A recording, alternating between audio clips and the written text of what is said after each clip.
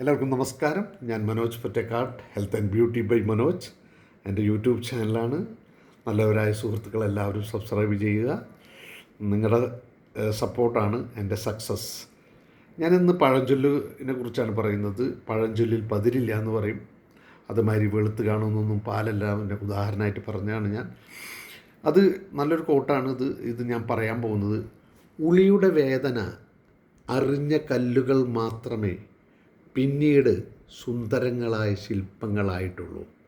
വേദനകളുടെയും കഷ്ടപ്പാടുകളുടെയും ക്ഷമയോടെ അതിജീവിച്ചവർ മാത്രമേ ജീവിതത്തിൻ്റെ മനോഹാരിതയും സുഖവും അനുഭവിച്ചിട്ടുള്ളൂ.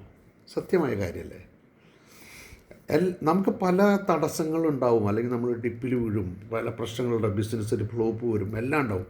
പക്ഷേ അതിന് പരിഹാരം പലരും ആത്മഹത്യ ചെയ്യാനും അങ്ങനെയുള്ള കാര്യങ്ങൾക്ക് പോലും നമ്മൾ പടപൊരുത്തി നമ്മൾ ഫൈറ്റ് ചെയ്ത് കയറി വരണം. കാരണം വെച്ചാൽ നമ്മുടെ മനസ്സിൽ അങ്ങനെ ഒരു ദൃഢനിശ്ചയം എടുത്തു കഴിഞ്ഞാൽ നമ്മൾ ഉറപ്പായിട്ട് സക്സസ് ആവും. എനിക്ക് എൻ്റെ അനുഭവത്തിൽ ഞാൻ പറയാണ്. കാരണം വെച്ചാൽ നിങ്ങൾ ഒരിക്കലും മറ്റുള്ള ഒരു നെഗറ്റീവ് ചിന്തകളിലേക്ക് പോവാതെ പടപൊരുത്തി കയറുക.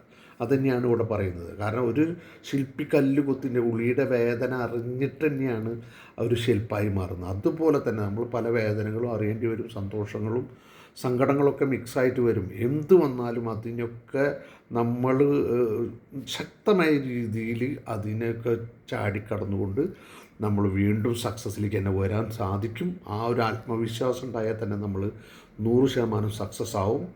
അപ്പം ഇത് പറയുന്ന ഒരു ഉദാഹരണം പറഞ്ഞു എന്ന് മാത്രം പറയുന്ന വളരെ സത്യസന്ധമായൊരു ഉദാഹരണമാണത്.